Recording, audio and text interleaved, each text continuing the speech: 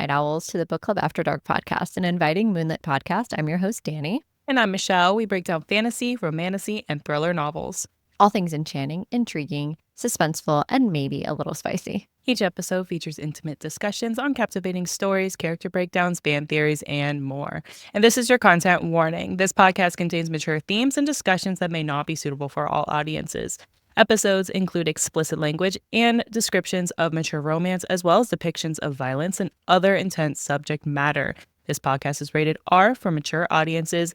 Listener discretion is advised. Going forward from here, there will be lots of spoilers in tonight's coverage, the end coverage, the last episode of Quicksilver by Callie Hart. Consider this your spoiler warning. Let's get cozy because the best stories are told after dark. Tonight's drink of the episode we're calling The Turning, which is basically our version of a Paloma. So what it's going to be is basically tequila, grapefruit juice, soda, water, agave, lime juice, fresh lime juice. And the reason for calling it The Turning is because we know what's going to happen to Saeris. And it's also this kind of bitter drink. It's good, but it's very acidic. And I just felt like it really encompassed Kingfisher in this moment too, of his about what's about to go down. So yeah, so salty. What's on the side? Oh, tahini. It's two limes and tahini is the garnish for this, and it's really good. It's like I said, it's crisp. This one I actually didn't put tequila in, but the one for the drink of the episode, of course, will have tequila. I did it as a mocktail, and it's really good as a mocktail as well. For all of our listeners, all of our drinks can be alcoholic or mocktail. If you don't drink alcohol, you can still enjoy them with us if you drink or you don't. Yeah, exactly. So let's immerse ourselves now back into Yuvelia. But as a whole, we're going to be really primary here. We're going into the Labyrinth and Gilethrye. So it's going to be pretty dark here as we keep going. So this the episode, horror elements are wild. They're horroring. Yes. Yeah, it's intense in this one for sure. They're horroring. I don't know what to say. Yeah, they're just... Yeah, it's intense. And we're going to explore chapters 41 through 45, but we're also exploring the Kindle bonus chapter, which is from Kingfisher's point of view, which is at the very end. So if you haven't read the Kindle bonus chapter, you're going to get a taste of it here. So whether you're reading along with us or you're just here for the book talk, we are, as always, glad that you're here. Chapter 41 is titled Gilethrye. And here we have Fisher staggered over to Saeris. His body is covered in lacerations and he can barely walk.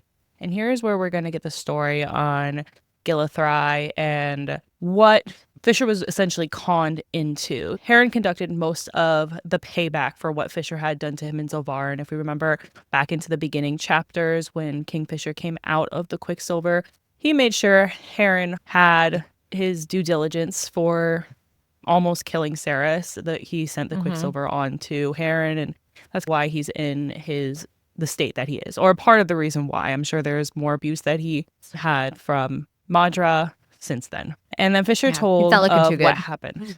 No, he told what happened in Gilethrye. Essentially, there are tens of thousands of vampires gathered at the gates. He couldn't move enough warriors through his shadow gate.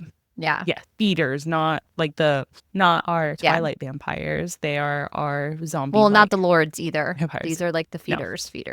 Yes. Yeah. And he couldn't move enough people through his shadow gate. We know he does shadow gates, so he can transport people. He couldn't move enough wolves. And so he brought the wolves to try and save as many people as he could. And Belicon is like, you brought 7 to defeat tens of thousands? How dare you? That's so insulting. And it wasn't enough at all. The horde was already inside the city.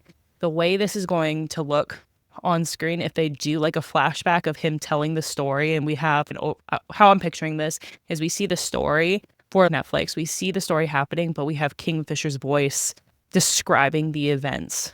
So like a very storytelling. That's how I'm picturing this happening. Sets got it. Yep. And they go into the city that they were celebrating the festival of the first song, which made the horde's job so much easier because they were out, they were celebrating, they literally just swept over the city like locusts and just devouring everyone, either turning or killing anyone in their path. Fisher's like, I have to do something. He left Ren to find Malcolm, but he ended up finding Belicon first instead. And he refers to Bellicon as the bastard who murdered my mother. This is where we know he's known for a very long time. What was the truth with what happened with his mother? And Bellicon responds, "Your bitch of a mother was supposed to be the greatest oracle of her time, but she was useless," he cackled. "I admitted as soon as she was done pushing out the brat I forced upon her, I slit the bitch's throat. I was sick of her fucking lies." So we know she's an oracle. She was prophesizing what Bellicon's future would be, and he didn't like the truth because why would he? Clearly, he was like, she's lying. But we've discussed that she likely took an oath, like Kingfisher and his father, and how they literally cannot lie. That is physically impossible for them. This is just an excuse. He didn't get his way, so he's going to kill her. Disgusting. Right. Absolutely disgusting. Love that. Classic. Then Malcolm arrives. He sees Bellicon. Malcolm arrives on scene, and that's where he's, oh, they're allies, and they've been allies since before the Blood Curse. So that way back. This is before Malcolm became a vampire, when he was Fae. And he just found out about Madra today. Like, as they're in the Labyrinth this day, he had no idea Madra's like in cahoots with him as well. Madra's a new story to him. Fun. Yeah, another sibling from before the Blood Curse. And he went to bargain for the few citizens in Gilethrye who were alive, which is probably just a small handful at this point when he actually reaches Malcolm. But he was desperate because he needed to save them, or somewhat save them. And Bellicon is so dirty. They're both so dirty. I hate this. Pissed me off so bad. So he finds a coin, and there's one side of the coin is a leaf and the other side is a fish. It's a really tiny coin, small as your thumbnail. Thought of it as like a penny. Yeah. And the whole deal is, if I flip the coin and it lands on the ground, if it lands on the ground, fish side up, he would take the city and they would meet in the battlefield on the later date. A later date, Yes. And if it lands leaf side up, Malcolm will call off his horde. And what they did, Bellicon literally flips the coin and Malcolm snatches it in the air. So it never touches the ground. But Bellicon was really tricky in how he was like, okay, until it touches the ground, you can't talk about the outcome of this. You can't talk to anyone about Bellicon and Malcolm being on the same side. You're not allowed to speak about anything.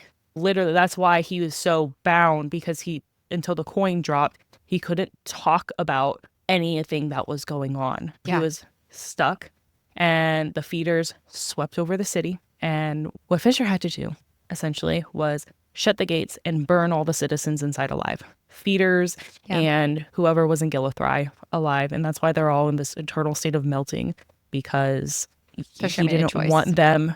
Yes, he made that choice because he didn't want 200,000 Fae turning into an army for Malcolm, because that would have swept away all of them. So that was his choice to further protect, and that has clearly haunted him, which, of course, literally the Anorath Moor, these are the people that want freedom, and really they're twisting this.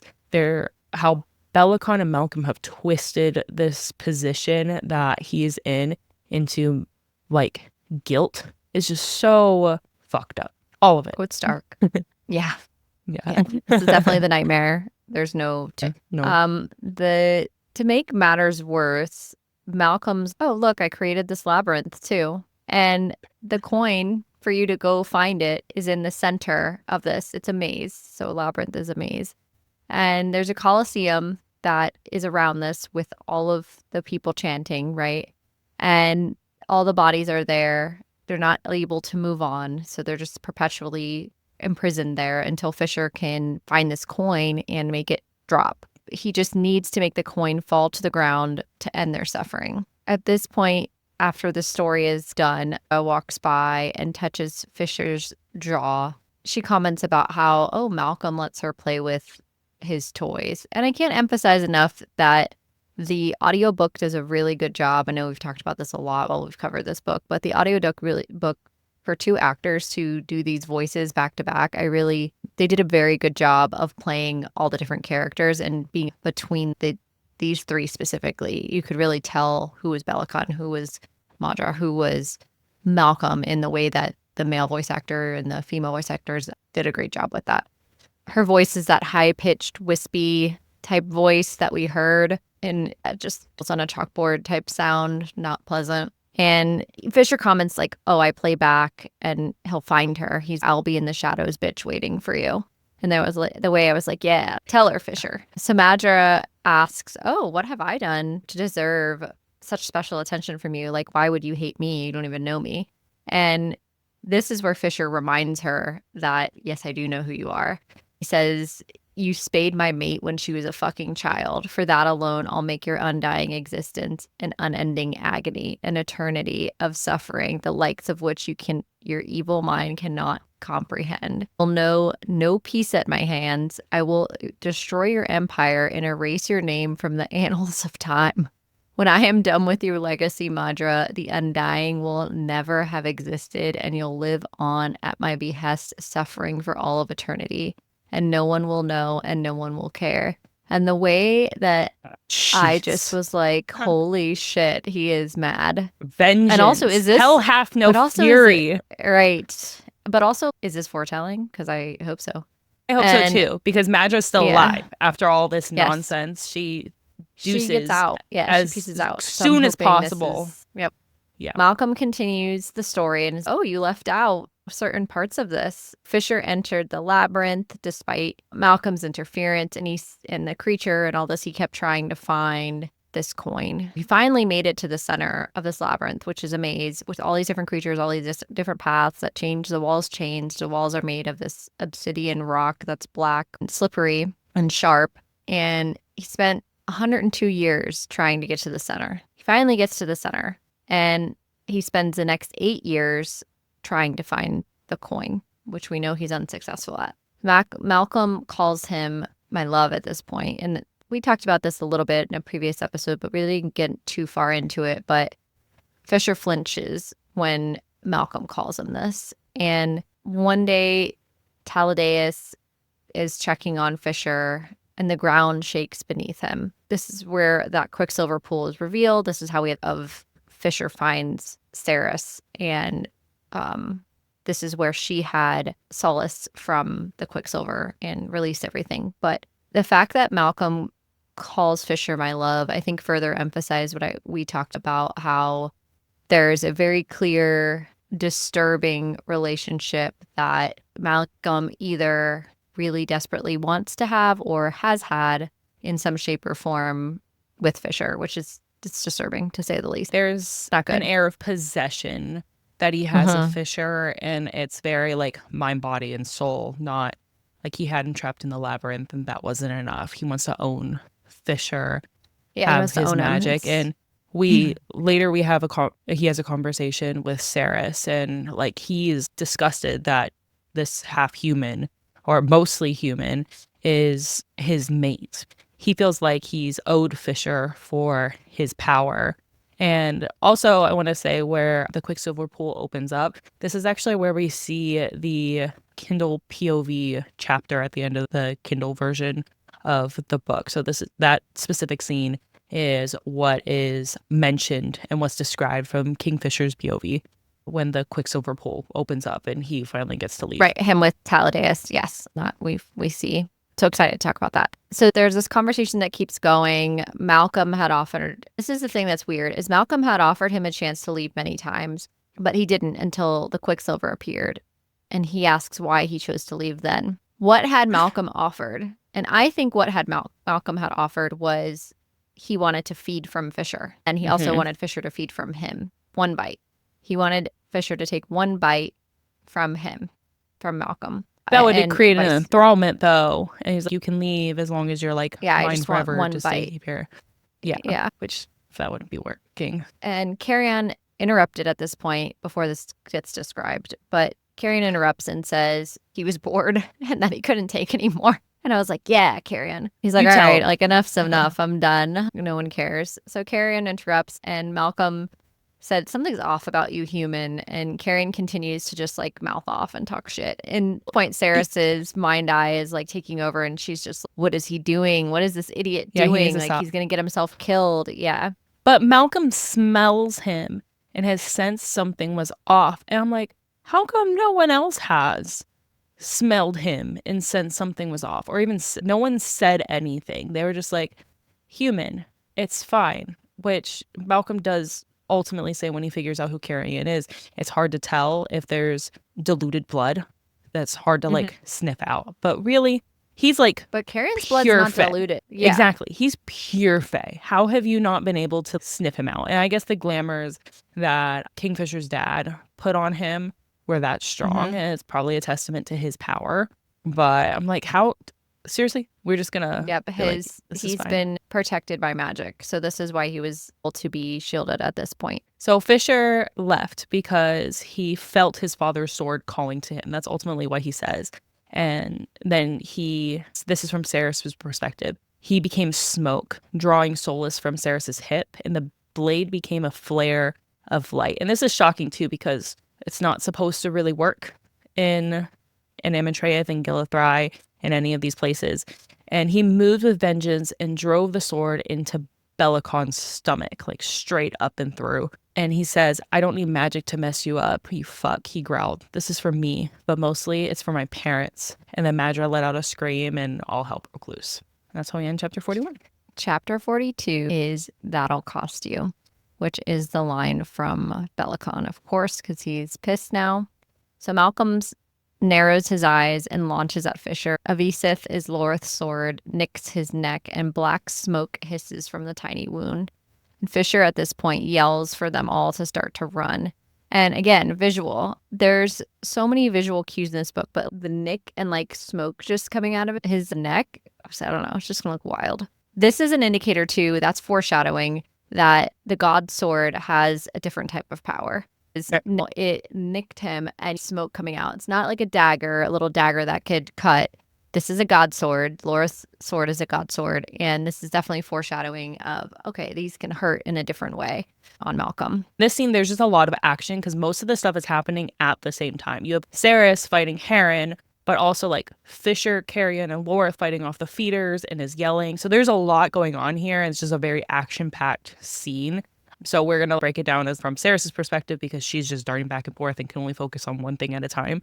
But all this is happening at the same time. I'm picturing very slow motion here as Fisher's like, run for the labyrinth. Heron, who looks like shit, who should be dead, is for her, and the guards let her go. She darts toward him and thrusts a dagger into his stomach.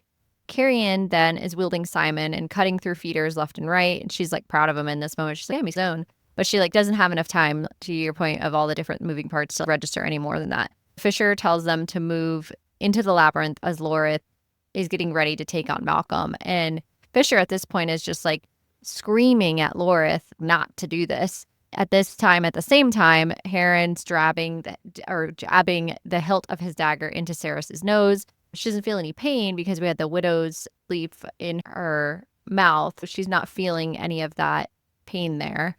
And Belicon is on his knees, but he's not dead. And we know that he's not going to die.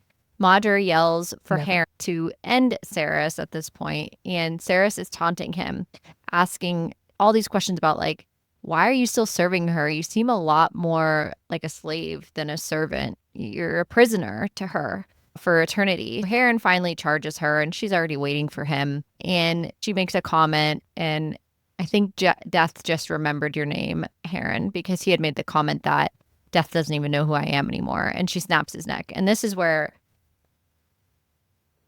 Madra is on her knees. She drops to her knees and is like screaming for Heron at this point. Because now her little pet is dead that she like kept alive for Lord knows how long, this poor guy. So the group now is running. They're off running because Fisher's like, run, like we get the fuck out of here. And he's go to the labyrinth, and Triss is like, why on earth? Why, you were in there for 100 years. Why on earth? Why the fuck would I want to go there? But yeah, so they're running to the labyrinth. And the way I was like excited about this as a reader, which I got why Saeris didn't want to go, but I was also, I kind of want to see it. Yeah, maze. Like, yeah, a maze. What terrors are in the maze? Yeah, literally. Yeah, exactly. And so the group is running and they're holding off these feeders, and they realize like they can get into the labyrinth and the feeders are going to basically not follow them there. So they all run in, like slide into this labyrinth this is where the obsidian is like really described as extremely sharp. And Fisher talks about how the first 10 moves in the labyrinth are the same, and he's had them memorized, and he's done this for 100 years. He knows that the walls are going to move, and the walls start moving a lot faster because Malcolm is controlling this more, because Saeris is moving faster because she can feel where the Quicksilver is too. But in the center, they finally start moving where they're supposed to go, and they get to the center of this opening. And the way that this thing is described More thrill. is, Oh. yeah, more thrill. So it is this demon. Michelle, Morthril. I remind hate them. spiders so much. Yeah. And I try not to hate them and remind that they eat flies, they eat mosquitoes, they're pest control. So they shouldn't be bad. But their legs and their eyes and their furry bodies, no, thank you. I cannot. Here we have a giant spider on crack. Yes. He's the height of 3 full-grown men. And he doesn't just have 8 legs. He has many legs. He has a bulbous body, and he has like a stinger at like the end, and he uses that to paralyze you. And but he has like also a fae-like body, but his like head, a torso. yeah, But the chest cavity is like bulbous too. yeah. He has a distended belly, and the head. He has no ears, eyes, or nose. The face is just a massive circular mouth with rows of jagged teeth. And it speaks too, but its mouth doesn't move when it speaks, and so disgusting. But because it doesn't have like eyes, it can't see you. It's like a freaking T-Rex. It can only sense movements. So if you're still, you're fine. And of course, as they like run in here, Carrion like just darts ahead, and Fisher's don't fucking move. And Karen's like, why not? You want me to stay right here? You see this thing, right? Like, look at this thing, right? And Fisher's, if you don't want to die immediately, you will stay where you are. And they essentially have to blend in with a solid surrounding because it can't detect like massive objects in their movements. It's only like individual objects. So they have to blend into their backgrounds. Carrion has to lay flat and inchworm himself over to an opening, and the Fisher, Lorith, and Saeris, they like skirt the walls. And Fisher asks Saeris, because there were 3 gates that they can go into, or 3 openings that they can go into. 2 are openings into a whole other like he's like, I don't dungeon even want to area. tell you what that is. No, more demons in there. He's like, please, for the love of God, we just need to get this the right. one. We don't have the time for this. Yeah. And he basically has Saeris like concentrate, focus on the Quicksilver, and she picks the one on the far right. And Carrion's like, the one behind the spider? And of course, it's the one behind the spider. So they have to inch their way over there. And they end up getting most of the way through but with not getting interrupted. But then, because Malcolm has to fuck with them, because obviously why not? Because the walls start moving, they're like moving a little bit too. And this is where Morthril turns and realizes they're right there. And the way it's like running but like running up the side of the walls at them. And he's like, his like stinger thing into the rock, and the shards of the obsidian are going everywhere. And he actually gets out of the enclosure and starts to chase them. And Fisher's he's never able to get out. He's not allowed to get out. Like that's not a thing. So they're chasing him, and Saeris just turns around and stabs it in the abdomen. And Fisher cuts off another one of its legs, and so it loses traction and falls. And then Lorith like goes and like stabs it through the face. Yeah. And the demon is dead, but then Fisher's, but it's going to respawn. It will respawn. And you're like, it'll what? I'm sorry, what? No, this is like a D&D dungeon where it's like, it's okay, it'll respawn later. No big deal. Where everybody's what? And they're like, we don't have time for this. So they keep charging to try to find, and Saeris has to slow down and turn. And they almost get crushed like multiple times because the path keeps changing because Malcolm keeps blocking it. So she knows, and Fisher knows, that they're getting close because the Quicksilver starts to chant for Saeris to find it. And they turn a corner and land on the Mountain of Coins, which the Mountain of Coins in the bonus chapter is the same room that Fisher's in when he escapes through the Quicksilver. But you don't know that till later because this is the Kindle bonus chapter at the end. So they turn a corner and they land on a mountain of those tiny coins. And this is the area where it took them over 100 years to get through the labyrinth itself. Then they land on the coins the size of a thumbnail where he was there for 8 years. So imagine this from Fisher's perspective, right? Where they just ran through it in like less than 10 minutes, right? Flat. I'm sure it was more than that, but Yeah. in terms of However long, reading, but and you're just like, great, I spent 110 years but here that's just and you just did how it. many times did he start from the beginning and have to Dude. go through that goddamn maze? Yeah. With And no how many sleep, times did with he no pick food, the 'cause- yeah. wrong part, go into the other nest of whatever is over there? How many times, Die. like, he knew how Morthwhirl, he like eats slowly over a series of days. Like, he knows all these things. So how much did he actually experience? Because he didn't have to Yeah. sleep. He didn't have to eat. Who knows? Malcolm could have been re-healing him multiple times. Oh, Also, he definitely did. Yeah. So We know this from the bonus chapter with Taladeus, is that he definitely wanted, Malcolm enjoyed Fisher being in pain. Yeah. It's dark, grotesque, to say the least. Yeah. Lorith at this point, and this is where we get to find out here of, how did you survive here? And this is where Malcolm is at the top of the pile of coins and looks down on them. And he says he used his Fey magic to craft the labyrinth. This goes to way back at the beginning of the book where we talked about Fey magic and how there's no clear indicator of what your Fey magic would be or how it would manifest, and that it's different from everyone. And Malcolm's obviously extremely powerful, but his Fey magic crafted this labyrinth. So that's the level of magic we're dealing with here. He didn't need to sleep or eat in the labyrinth. That was the condition of what he had built. So Madra appears next to Malcolm in gold-plated armor. Of course she does. And follows after her, who all of a sudden looks healthy. He's doing fine. He's fine. And they mentioned that if you kill one of them, you must kill all of them from this, as they come from the same source. So this is where we find out that they're all related. Right, as they come from the same source, though, which obviously in the end we know Malcolm dies, but the other two escape. This is just, the wording is so strange. What is the source? Did you have any thoughts on that? Not offhand. I didn't. I caught it as odd and I put it away. Okay, that's strange. Why is it source instead of parent if you're siblings? How are you siblings? That's why they're so evil. They were literally hatched from the depths of hell. Maybe, perhaps. Yeah. Belican had wanted Fisher dead since the moment he was born. Nice. He says he's going to mount Solace on the wall with Kingfisher's skull and then use Saeris now, because he's like, you can't kill all of us. And he's just taunting him. So then Saeris can feel, so this is all happening at once, right? Saeris can feel the pool on the other side of the coins. Carrion at this point speaks up again, defending Fisher, which we now know, like looking back, we're like, okay, he's been waiting for his moment. He keeps trying to figure out, when is my moment? When is my moment? So he's like, all right, well, shit, I'm gonna figure out where my moment is. All right. He speaks up again and he's defending Fisher and calling Belican a bastard who handed his daughter over to a vampire. And then he's like, well, I'll just do whatever I want. Everlane is nothing, insignificant. He never loved her like a daughter. He's just like, oh, she was born to serve the crown. And if I need her to die, then she's going to die. There's literally the only reason I think he only kept her alive at this point was to see how he could use her to his own ends.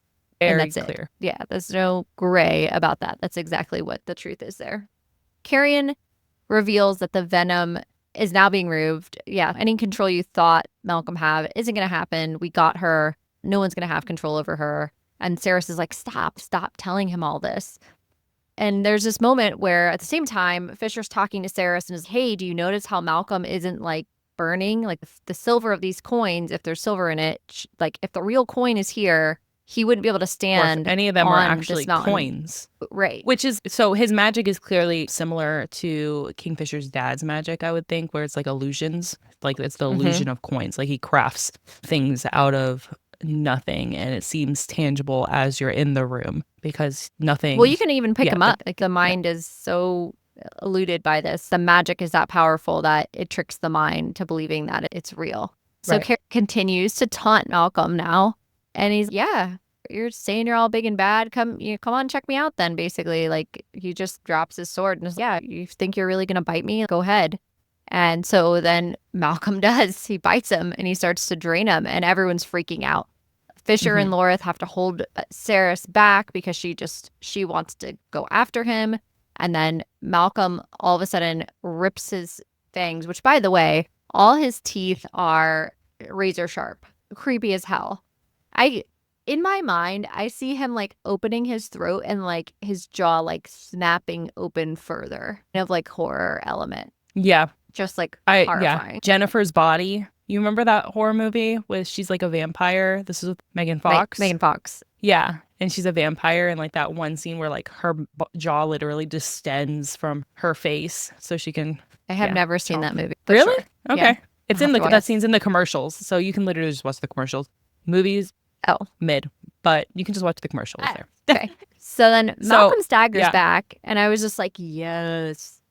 His moment. Yes. And this is when we have a scene, or his big quote, "You really should have let me finish introducing myself earlier. It's rude to interrupt people." Yes, Carrion. And he continues, "My name is Carrion Swift, but there was a time when I was known as Carrion Dianthus, firstborn son to Rurik and Amelia Dianthus." And this is like, mic drop. I am your enemy, and I'm the reason why you're going to die today. And Malcolm's shaking, who's tricked into drinking Dianthus blood, which we know in the next chapter it's more described. But essentially, because the Dianthus bloodline was how the curse magic, the blood magic came from, you can't drink from the original host, essentially, blood host. And his body essentially going to start like melting away from his bones as like the blood makes its way through his system, which serves you fucking Malcolm. Yes, it does. This is also a moment of where finally one of the three legitimately becoming weaker, which is great. Fisher focuses on Saeris and is like, you need to find the coin. And she says she found it, but it wasn't in the center at all. Of course it wasn't. It was another trick from Malcolm where he's like, oh, now that you reach the center, the coin is here, and it's not there. It was literally never there.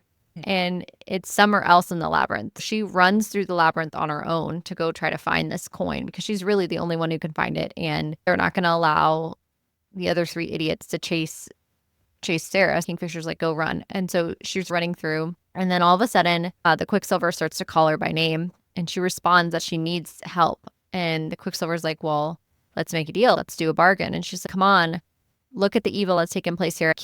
I mentally am not capable of making a true bargain right now. I don't want to do that.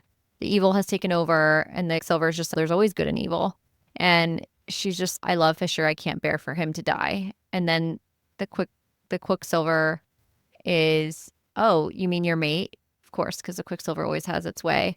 And she's, yeah, my mate. I don't want him to die. And then it's, okay, I want a small favor. And she's got a small favor. This could be like really anything. What does this mean, a small favor? It's small. It's a small favor. And then she's like, well, fuck it. I have everything to lose and I desperately need this. So she agrees, and the Quicksilver starts to guide her, and she runs right into Morthill's body, like the dead body that's still like laying there. And I'm like, no. And the coin was inside the mouth of the demon. And it's so described of like how she has to like shove her with all of its guts and teeth into the freaking I was literally waiting for Morthrill to like all of a sudden like chomp on her arm. Yeah, exactly. Like I was so she plucks waiting. the coin out, and Morthill grunts, and she like rips her arm out of it. And then all of a sudden, Malcolm grabs her wrists and demands to have the coin back, and he's standing right there. And that ends the chapter. But what did you think of this twist? That's where the coin was the whole time. Did you figure it out? I did it, and I should have, because he respawns. We don't know if like the other demons or whatever respawns, but it's said that he respawns. So of course the coin's going to be in him. Like, why would he respawn unless it's to torture him? But I had no idea. Oh, did you? I thought you were saying respond like he talks, and I was like, oh, well, of course he talks. Respawn. You mean respawn? Like he regenerates. Yeah. That makes sense. Did you figure it out, or no? I didn't figure it out at all. I loved it. I was reading for vibes the very first time. I had no idea. And I was like, damn, that was good. I did not predict that twist at all. And to be fair, I was not thinking about where the coin was. I was just like, can we all not die? Please don't die. I'm not interested in anyone dying other than these motherfuckers here. And there's just so much happening too in this scene where there's so many moving parts that I was not. The Quicksilver's talking. Carrion's almost dead. There's just so much like going on. And I'm thinking about it. So it definitely threw me for a loop for sure. I agree. So, chapter 43 is titled Another Way. And this is where Saeris is like clenching the coin in her fist as Malcolm's like trying to free the coin from her. And she's demanding, this is enough. The deal is over. We're done with this. But Malcolm's, no, you don't interfere with plans that have been going into play for millennia. No. His skin was melting away from his bones, but he was still much, much stronger than Saeris, and she's exhausted. But he was intrigued by her. It's difficult to detect magic in Fey blood. It's difficult to detect magic in half Fey blood, and Madra must have allowed one or two to slip through her fingers, and they hid in Zolvarn. I think the one or two are Carrion and Kingfisher's dad are definitely like the fact that he says one or two. Obviously, there probably was more, but I think yeah, a lot more. That was very, specific, like intentional. Yeah. And Malcolm had worked with an alchemist who discovered the key to his blood gift. So he wants to keep her and use her as a slave essentially for him and to do his bidding. And obviously she's like, fuck that. I'd rather die than to be enthralled or to work for you. And Malcolm throws her against the wall, kicks the sword out of her hand, and he grabbed the coin and dropped it into a leather pouch. And he then names like all the runes on her fingers. She has earth, air, fire, water, salt, brimstone, quicksilver. The full gamut, more power than any alchemist I've ever encountered. You are capable of restoring me to my power and a lot more besides. Because we know there are 3 different tracks for alchemists that we've talked about in the past. And so far, she only works with Quicksilver. But he's saying, no, there is so much more. All these elements likely will come into play further on as we go into Brimstone, which is mentioned here. We'll see how her power extends. So she demands to be killed. Do you think that Mm-hmm. these names are names of the future books? Do we think Salt is book 3? That would be if we're working like backwards, right? In descending order. Then yeah, that would be fair. She hasn't released how many books there are going to be in the series, correct? Supposedly it's a trilogy with some spin-off books. That's so far what has been mentioned. And it would make sense to me that if Quicksilver is book 1, Brimstone, and then Salt would be book 3, water, fire, air, earth. Maybe we end there, but I don't know. Just speculation. I was curious what your thoughts are. Yeah. Yeah, that would make sense. She leaves Easter eggs, but she's very implicit on what her intentions are. So yeah. Well, and it's already the Fae and Alchemy series. So they're not going to name it like The Alchemist or anything like that because it's already in the title of this. So that would make sense to me. That makes sense. Yeah. So he comments on the mating marks as well. And this is where he like gets offended that Fisher never let him feed from him, but he allowed a human to mate him. And he wants Fisher as his own and demands Saeris help him to restore him to full health and build an army. And then she grabs like a dagger, little dagger, and the plunges fact that it into his throat. Right, that part. But he also mentions too, I could smell Saeris's blood. Like I could smell your blood on him. So I knew he had fed from you. And the fact that I would have let him out if he didn't say those explicit words, but it's implied that I wanted him, I gave him so many chances to leave. Like he just needed to bite me the one time. And it was just so gross. Yep. But she got his ass. She did. So he like does a sucker punch into her gut. But it's not like a punch. It literally like impales her. And she's like dying because like he wants her to die. And because he loved Fisher the most when his heart was breaking. It's like, you fucked up piece of work. Saeris is insulted by his comment of our Kingfisher. Like the fuck he is. He's my Kingfisher. And this is where she's like, I'm going to kill him. If I wasn't going to kill him before, I'm going to make sure he is dead now, because how dare he?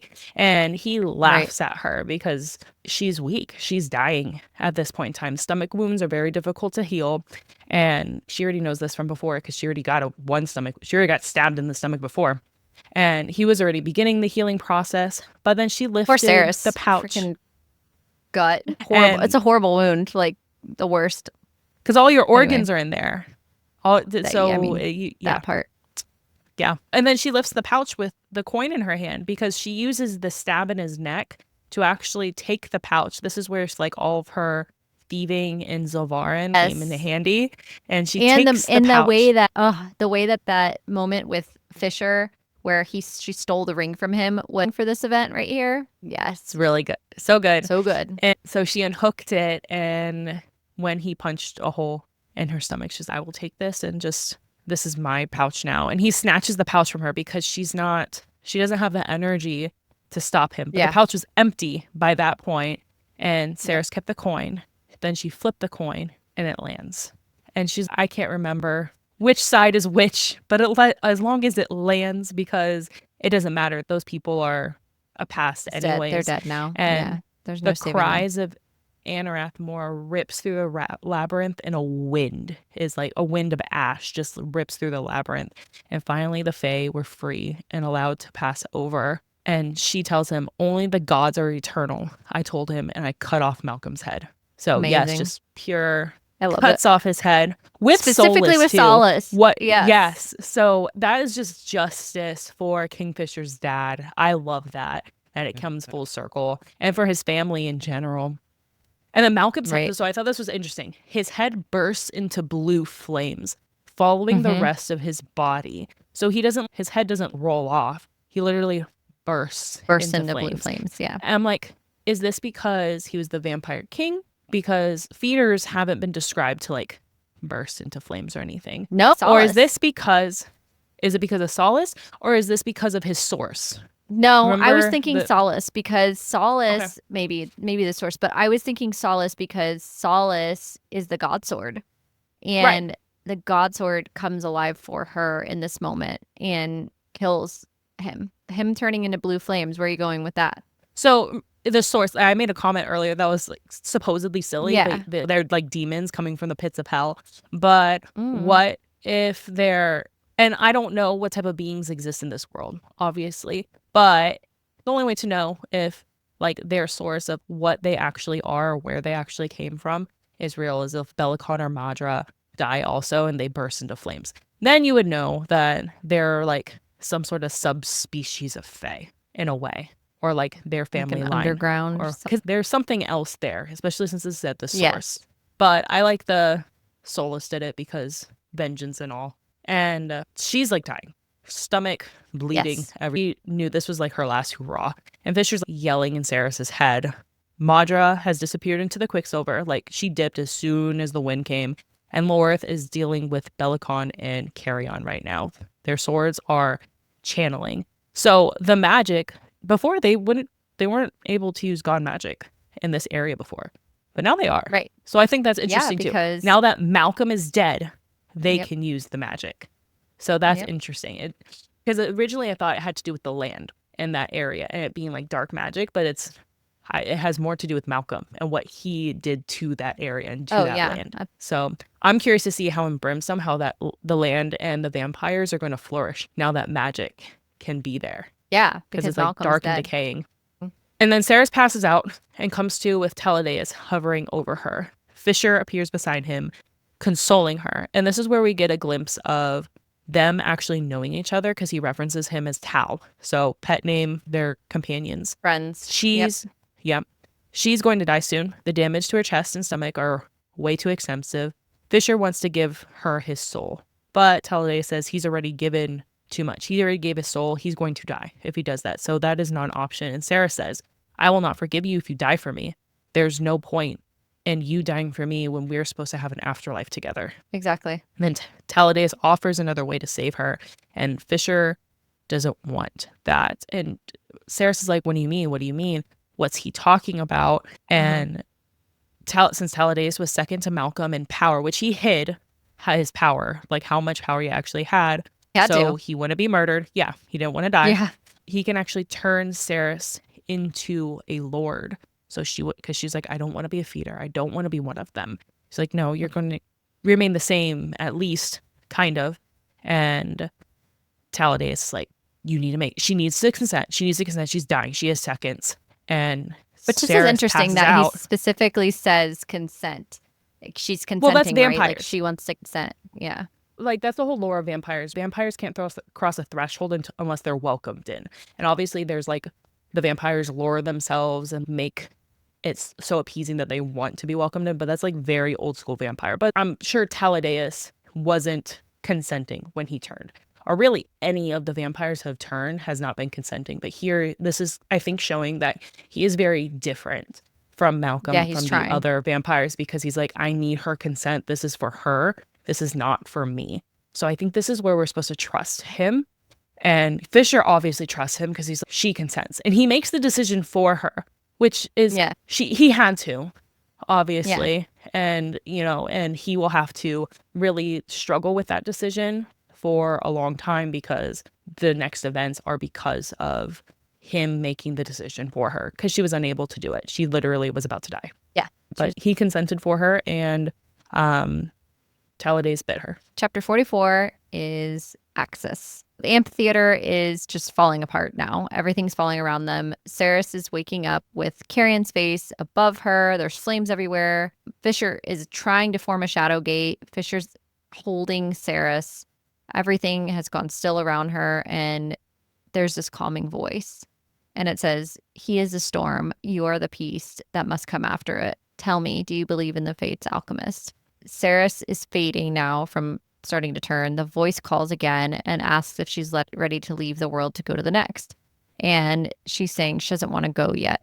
The Quicksilver then asked for the favor to be called in, and that finally the Quicksilver has required an audience with her. The Shadow Gate is opened now at this point. The Quicksilver is now saying it wants to call in the favor, because of course it does. This is super convenient timing to call in the favor, Quicksilver. The Shadow Gate's open, so now Saeris's body, all of a sudden, she can't disagree with it. And this invisible rope starts to tug her, because she's finally like, yes, you can call in your favor. That's fine.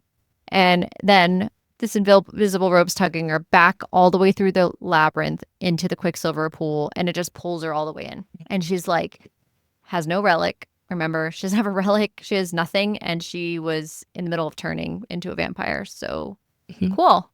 Let's just She's like, what go the in. fuck? And Kingfisher is like screaming, no, Saeris, this is bad.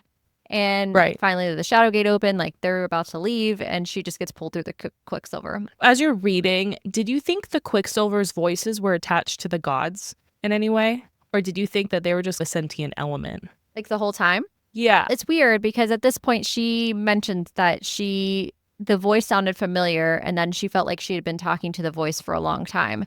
We find out that the Quicksilver is speaking God of Chaos this whole time. Yeah.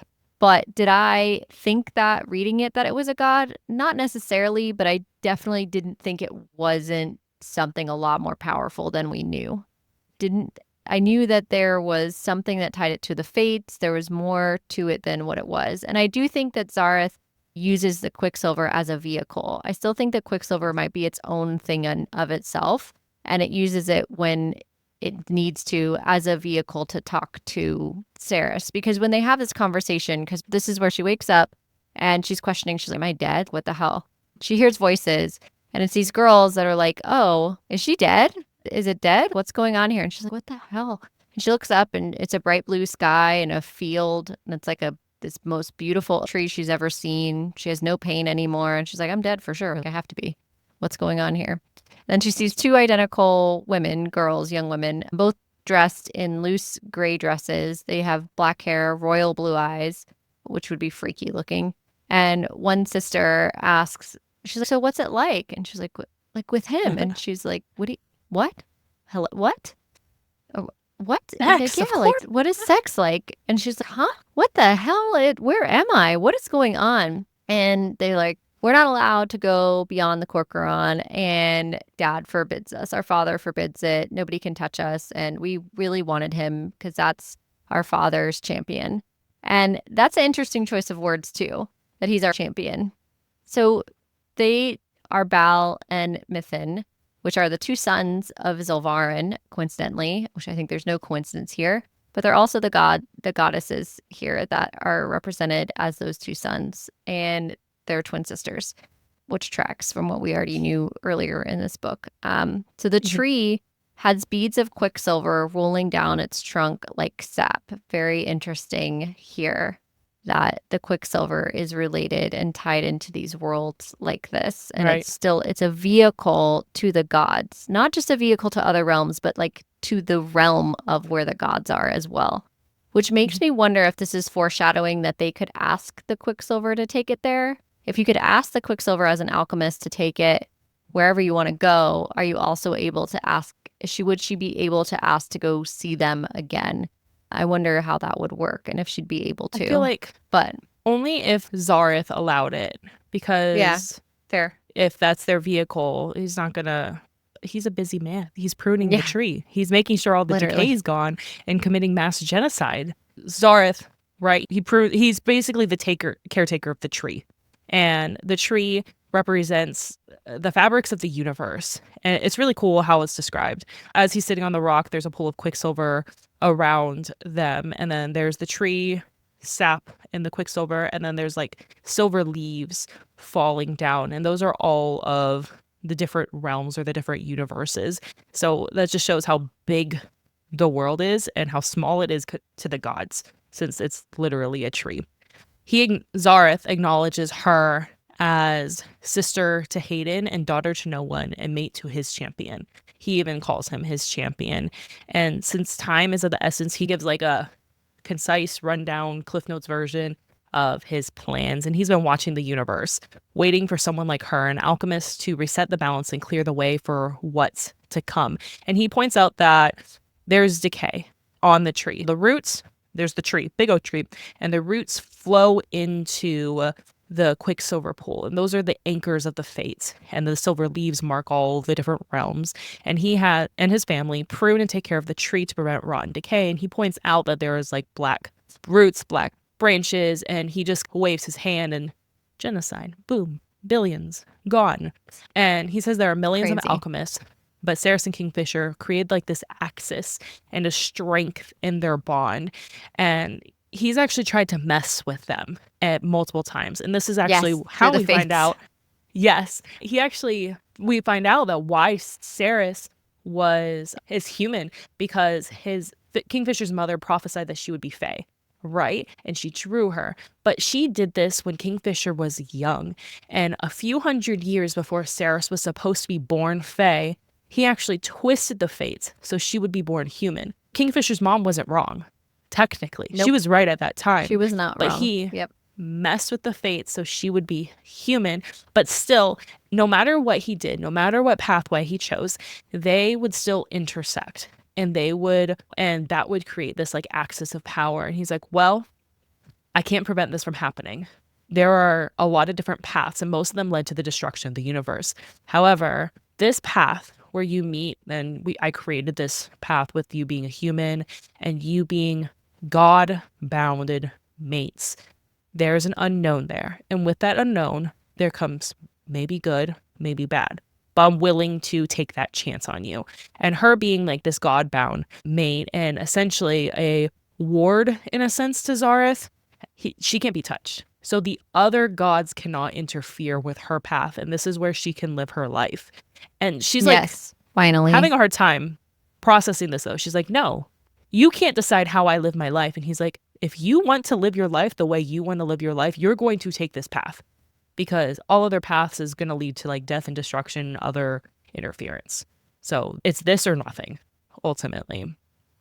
Right, exactly. This whole thing for me was a lot to take in. I read this more than once, this chapter, because I was like, what the hell is going on here? Because it's such a shift. It's the first time we're seeing all this.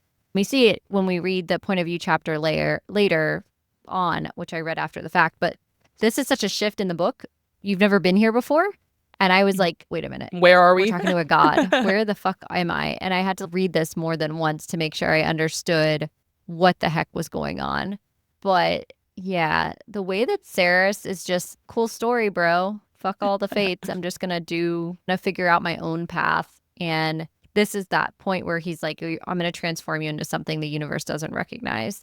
So that brings us to chapter 45. Chapter 45 is titled Choose wisely. We have Saeris, who is now pushed back into the Quicksilver, and she is described in like this state where she's floating in a sea of darkness. She's perfectly happy, bobbing around in the peaceful nothingness. So it almost seems like she's kind of dipping into the afterlife a little bit. She observed the universe, and the universe observed her, and then she saw something she shouldn't have, a bird. And this is where she starts coming back to consciousness, where she's supposed to be. She began remembering things of her life, like jade, which is Kingfisher's eyes, winter mint, which is a smell, and a crooked smile, dark, thick waves of hair.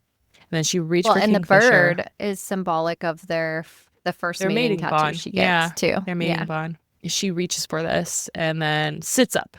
So, and then she wakes up and she's on a bed and immediately just starts puking in a bucket by the nightstand, which was placed there because they There knew for her. that she would. Yeah. Yep, she would start. The room was high ceiling with dark green drapes and heavy dark oak furniture.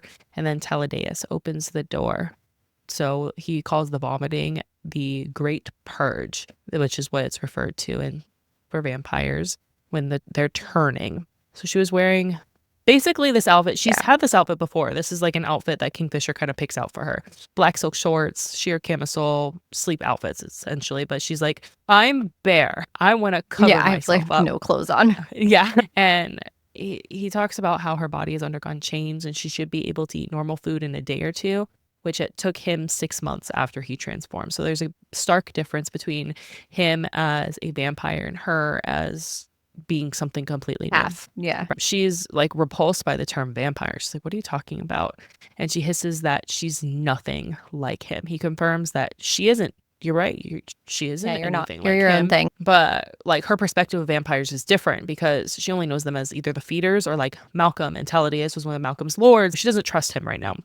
And he tells her, like, come look at how you are and how different you look. And she does. She looks at the mirror and she's the same, but she has pointed ears and sharp canines.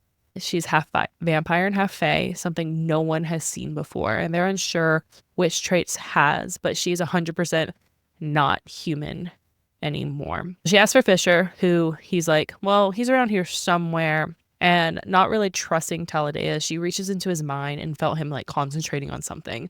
But she doesn't feel a sense of urgency there. So she's just like, okay, I'm going to leave him be until... He's okay. Yeah. Not stressed. And yeah. Exactly. And then she goes and pulls the curtains and immediately like hisses and withdraws at the brightness. Her skin like is actually like burning a little bit because she's a vampire and vampires can't be in sunlight. Very true to the vampire trope. Yeah. But he says she'll be able to tolerate more of it soon. I guess that it just takes time to tolerate it for her. And maybe as a fae, half fae, she'll be able to tolerate more of it than most vampires just because of her, like how her blood is going to be. He's like asking her what she remembers. And she recalls the events of Gilethrye up until he bit her. Basically, the Labyrinth, everything that happened, the Labyrinth. And then when he bit her, and he says he placed a memory block. And that's something that's typically done from sires to the people that they're transitioning, since transitioning is difficult. It seems like when he says this, he's a little bit uncomfortable about this. I think this is a note that maybe there's not quite an enthrallment, but there's going to be a bond there because he is technically her sire. At this. He's the one that transitioned her.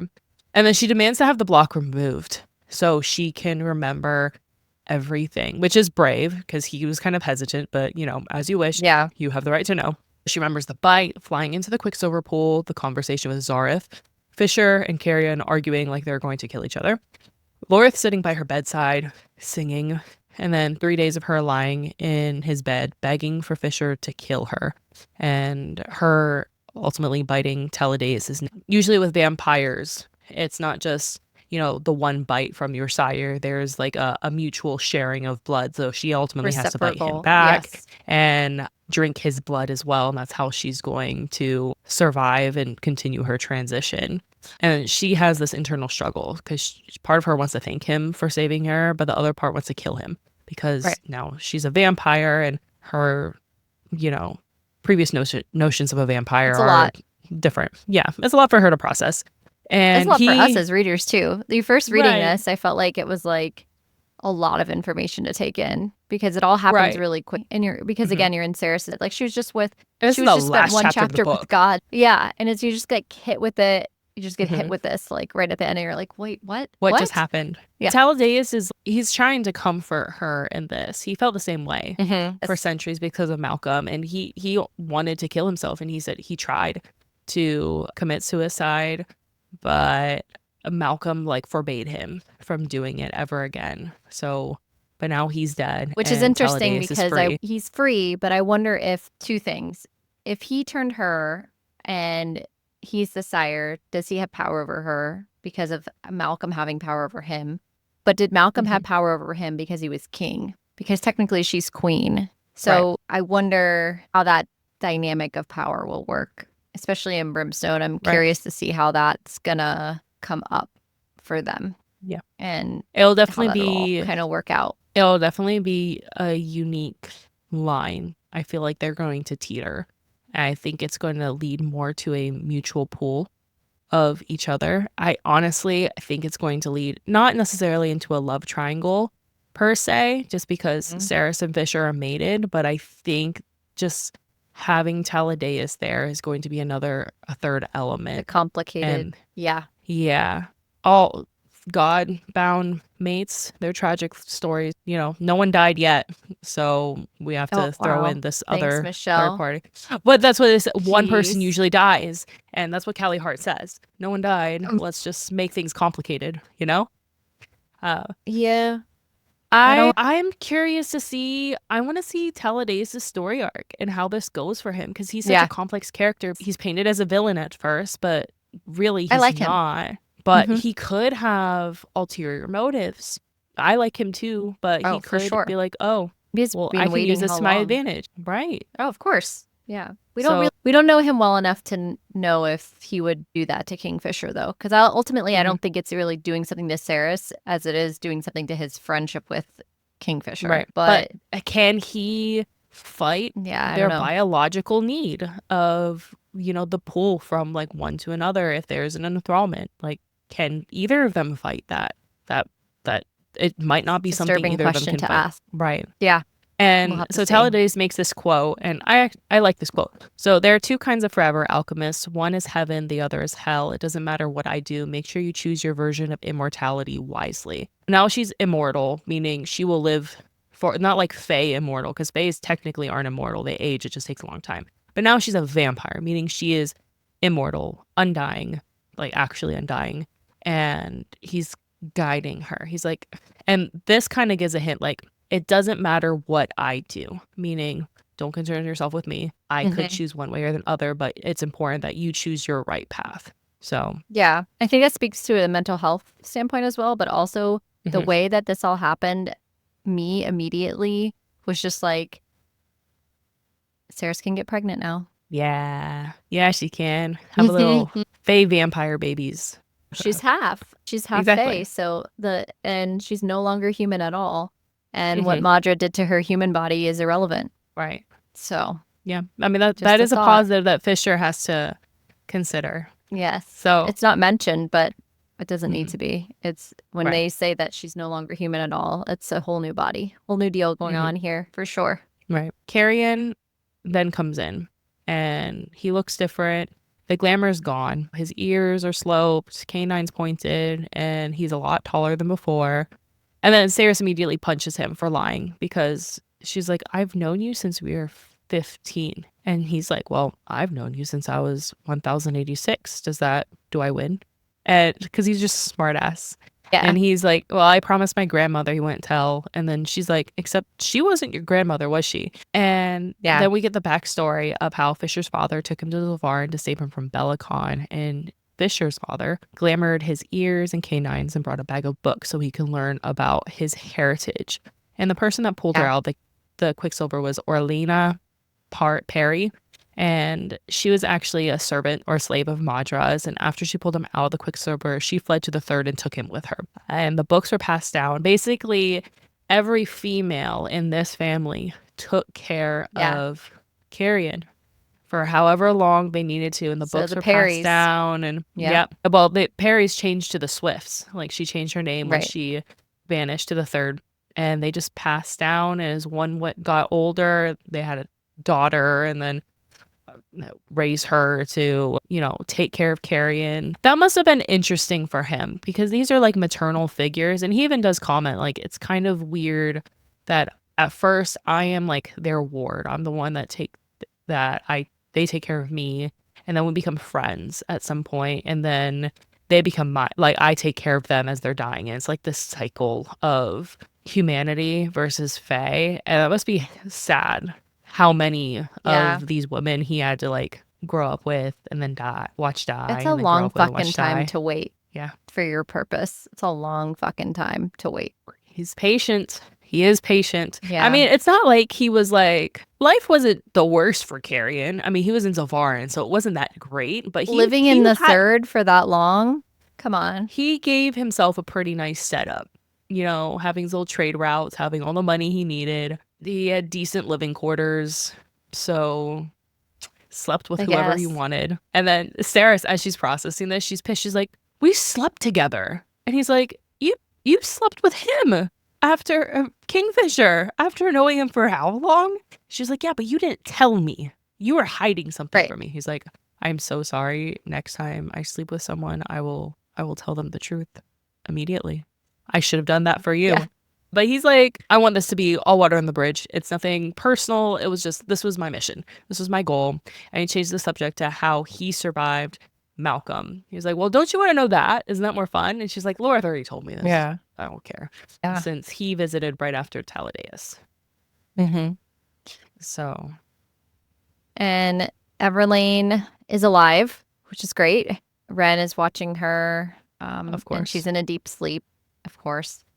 He explains the fight with Belicon and that Madra fled. As soon as Aviciath became Angel's Breath, Belicon fled as well. And I'm trying to think, like, how did he leave? Because it doesn't really describe like the specifics of that. So yeah, but it's just, yeah, they both went to the Quicksilver pool. I mean, that's the only way to get out of there. Do they have relics though? How are they traveling via Quicksilver? I mean, is it just because they're immortal, or what? Belicon had said, and Malcolm, that Saeris would make relics, so they have to know of the relics. And honestly, I feel like at that point, right? And I feel like they are gambling with whether stay here, die, leave, maybe not die. Karen's father's blood was ultimately used to create the blood curse. And vampires can't drink from living members of the bloodline that created them, nor enthralled them. So essentially that's why Malcolm started melting, I'm melting. Yes. And this is why Malcolm had Belicon kill his parents. So he didn't have to run that risk ever. But, he missed the air, obviously. And Fisher remembers his parents. Fisher comes in and interrupts them. And he's like, I remember your parents, because Carrion's like, I don't really remember them too much. It's not too sad. And Fisher dismisses Carrion and is like, I will tell you about your parents another day. I would very much like to be alone with my mate. Bye-bye. Yeah. Bye-bye. Yeah. See you. Yeah. I kind of like that him coming in the room was a little bit delayed, because I felt like that made the waiting for him better, because you didn't see him first. You had to wait for Kingfisher to come into the room with her.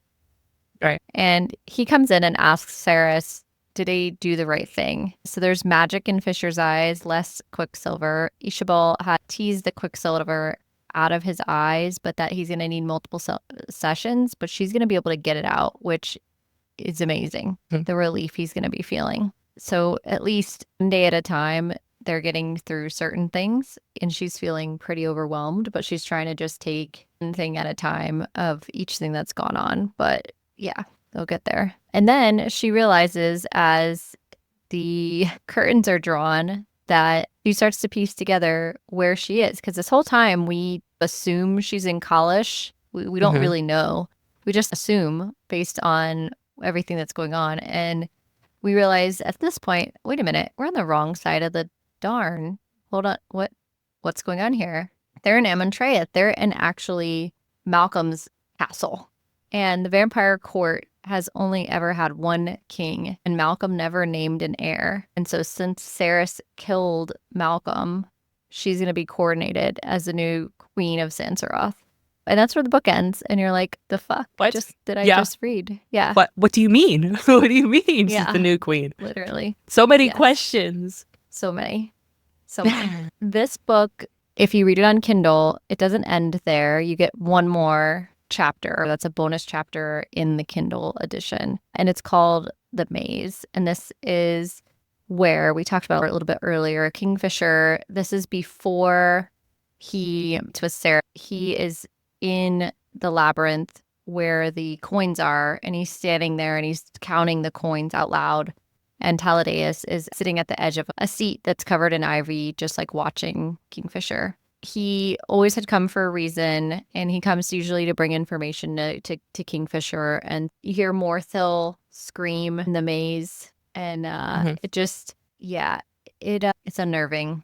I can only imagine like this scene too, where you finally get a Kingfisher point of view, and he's just sitting there counting the coins. And I like this because it brought us, but it brought us like to the reality of what he had experienced, and it gives us this perspective that we didn't really fully have, because he's counting it as he's in something, 373 or whatever the number is, and he's like quite literally been counting them this whole time to try to find this thing, and he does this for 8 years. It's what? Because he thinks, because Malcolm told him that the coin is there, and it's never been there, and we know because Morthil screeches that it's so close to him. Coin is so close.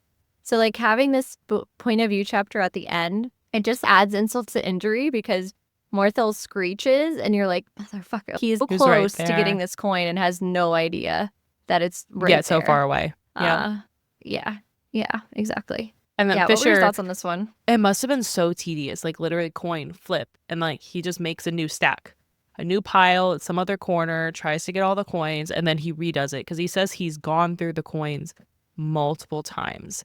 And none of them has been the right coin. And he's going to remain until he loses his mind. Until he lost his ultimately, mind, because he has no, like, he's like, it's supposed to be here. But he knows it's not there, but he has no idea of where else to go, which is right. He has nothing pulling him towards it. Yeah. Right. So he couldn't block out the cries of the burning fae and vampires that are in the amphitheater, screaming Anarathmore.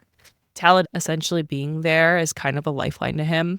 He would share what he could of the outside world. He told the spring in the west, ice thick on the Erin, but Fisher's like, do not speak of my friends, because he tries to bring up Ren. He's like, nope, that is going to open up a wound. I'm going to miss them, and I'm going to want to get out of here. And I can't. I have to like compartmentalize that part of my life, or I can't survive. And then he talks about how Belicon moved the troops to invade Mountain Fae for their gold.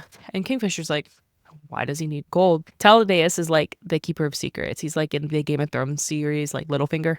Yeah. He harbors all the secrets. I like him more. But but he has an oath around him, so he can't actually say the secrets. So essentially he has Fisher go down this thought process where he is kind of processing and problem solving himself, and that's like helping his mind. Essentially, it's like a puzzle, because his brain is turning to mush, and it's like, okay, well, let's figure this out.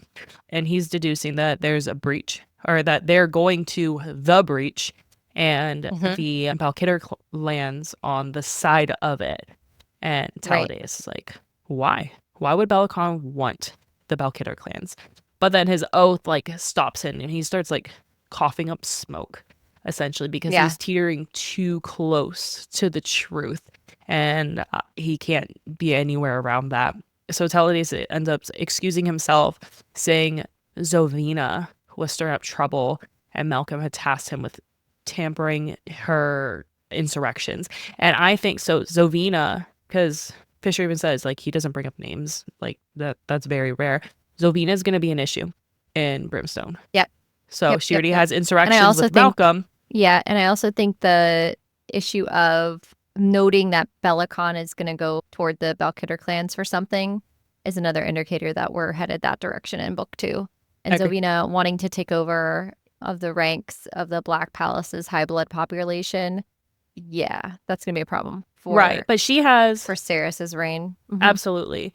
But Fisher also says like that she is the reason why things are tense between Fisher and Tal. So I'm curious how she has a relationship with the two of them and how she has been involved with him being in the maze at all. Because it seems like Tal is like the errand boy. Like, get your information. Yes. I sent you somewhere, or go torture him in some way, shape, or form. Malcolm's them to torture him. Yep. Yeah. But Zovina, we've never heard of her before. So I'm interested to see what type of relationship there is. And she's probably going to be a big instigator of a lot of hardships that Saeris will face in Brimstone. And we know that if we're just getting a new character for one chapter, we're definitely going to see him in the next book.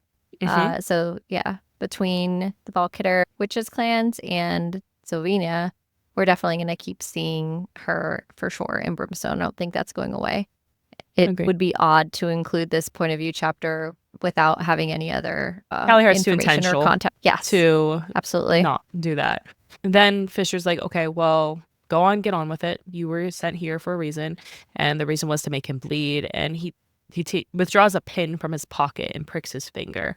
And Fisher comments that at first Malcolm was specific in Tal's torture methods, but then he grew bored of torturing Kingfisher for the last 110 years. All he has to do is make him bleed. And Talades hates doing this. So this is like the least that he can draw to both please what he was forced to do. Yep. Yeah. And then he disappears over the maze walls and Fisher just goes back to counting. And then the Quicksilver opens up or starts opening up to Fisher. It's like, we should go. He feels it vibrating. Go. Yeah. And then he feels the coins vibrating and then the pull of the God Sword. But he realizes it's not from Nimirel, who's like perched up to the side. The ground shudders beneath his feet. He was being drawn across the courtyard. And then the ground breaks under his feet. And Tal like comes back because he hasn't gone very far. Right. And he's like calling for him. Like, what's going on? And Fisher moves for Nimirel and then to the pool and Tal's like, what are you doing? What are you doing? And Fisher's like, I'm gonna go for freedom. I'm going. This is where I need to go. Tal just wishes him luck. And Fisher can tell that he struggles with this. Like, he's technically supposed to make sure this doesn't happen, but Tal's like, no, good luck. Yeah, and but the technicalities of how he was supposed to not let Fisher out is you're not supposed to let him out and no one's supposed to release him. This something breaking underneath and sucking him into another world is not part of that. So it's a loophole finally that works in Fisher's favor. After many, many years of nothing working in his favor, finally something does. And Fisher feels kind of guilty a little bit because Tal now has to go back to his own prison because they were both kind of a reprieve from the horrors that they both experience. Yeah, it's almost a little bit of guilt that he gets some freedom and Tal's like stuck without a friend now. Still stuck with, which is heartbreaking. I believe this chapter is also to show us as readers to give Talades a little bit more trust. Not saying that he might not be suspicious in some ways, but there's more there to their friendships. Saeris, this is where we pick up where we already have read Saeris's perspective of this piece, but we didn't get a lot because Saeris was like almost unconscious at this point. She's like practically dying. So he sees a female, which is Saeris, lying on the ground. He reaches for Nimirel and can feel magic pulsing, which he hasn't felt for so long. And Saeris is wielding a solace, and there's a giant hole in her stomach. He recognizes her face immediately from his mother's notebooks. He immediately knew that they would be mates, but he's like, fuck. Are you serious? She's human. She's a human. Like, come on. Fisher asked for Madra, though, and he knew where he was because the oppressive heat. He had known where Zilvarin was. He understood that his father's sword was right there, so he clicked it all together very quickly, exactly where he was at. So Fisher knocks the guard down and realizes that the pull he felt was from Saeris, and the guard here is Heron. Of course, he sees Heron as well. He knocks the guard down and he feels this pull that he felt was originally his father's sword, but was actually Saeris. It's very delicate how he describes her. And like at this point, because she's about to die, it's like the light wings of the butterfly is the pull he feels. It's not a massively strong pull. And it's because she's starting to fade. She's starting to pass away. Mm-hmm. And he wants to take revenge on Madra, but he just feels this pull and his body's turning without him willing it to. He's already turning and walking back to her, He places a relic on her neck and just walks into the pool and says, "You had better pull through this, O'Shaleth." I told her, "For better or for worse, I get the feeling that you're about to turn everything upside down." And that's like the full ending to the Kindle book. But we know obviously that's when he first starts calling her Osha's before she's even conscious. And he has already decided that the pull that he feels is his own name for her before he even actually knows her name. This is the name the that butterfly, he gives her. the butterfly wings, the light flap, and then the connection of the sacred one. So yeah. Yeah. And this All is right, kind now of where I love that this book has these lines of hope throughout it. And it just, you have to, because there's so much darkness in it that there's got to be some so silver dark. linings here. We have to. Yeah. Now it's time for mystery Q&A. These questions have not been shared with either of us prior to asking. You get to hop on a plane tomorrow. Where are you going? Oh, Italy. This is like the first thing that came to my head. I just love Italy. If Okay. those were me and my husband, I'd go back in a heartbeat. Just the people, climate, history, so rich in culture. I really love Florence. You have like one side of Florence that's like all gardens and castles and everything. Then you have like the inner city hub, and they have the best gelato ever. Oh. And you're just like every corner you're next to a chapel, or you're next to some sort of museum or some sort of monument, and it's just so rich in culture that I would go back there and spend a lot of time there. What about you? San Francisco. I haven't been back in pre-COVID. And for those listening who didn't know, I used to live there. I lived there for a while. And there's a lot of friends I haven't seen and friends that haven't met our son that are good friends of ours. And they have their own kids that we haven't met yet. And it would be really nice to get some time with all of them and go back there for a little bit. Yeah. Gotta go back to California. Favorite ice cream flavor? Go. Oh, I love a mint chocolate chip, but I will tell you now that I can't really have dairy. I haven't really found a mint chocolate chip brand that does it right. Been difficult to find. I will say that there's a lot more like oat-based ice creams now, and that has been better, I will say. Kelly's Ice Cream in Orlando, if you've Orlando local, you'll know I Kelly's. love Kelly's. Kelly's does have really good dairy-free options now, which thank you, Kelly's, for doing that. And yeah, I do miss ice cream, like true ice cream, but I won't even. No, thank you. I'm not trying to do that to me or anyone around me for that. Yeah. What about you? I'm very much a like strawberry cheesecake. Or like Bluebell makes this really good caramel praline. It's like the pecans, they're candied pecans. So those are like my two. Like that's like Bluebell. That's like I would get that all the time. But like if I'm out strawberry cheesecake if I can. Oh, nice. Yeah. Okay. So which is cheesecake and ice cream are two things you can't have. Yeah. No, definitely cannot have either of those. But that's okay. I don't really think about it that much anymore. When it first, I feel like with society now, there's so many options. Yeah, there's a lot of options. Alternatives. I can't really get too upset about it. Yeah. Right. Okay. Well, before we wrap up, let's talk about what's coming up next on Book Club After Dark.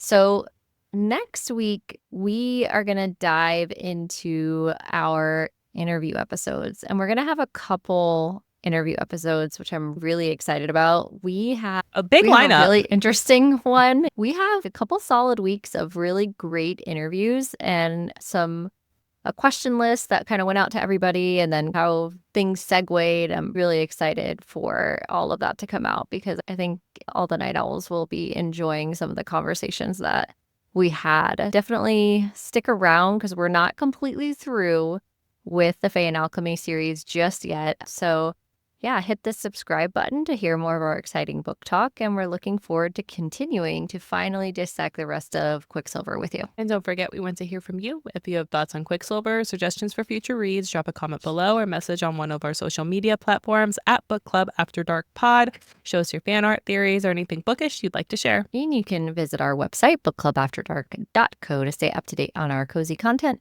and check out our... That's all for tonight. Sleep tight, Night Owls. Until next time, happy reading.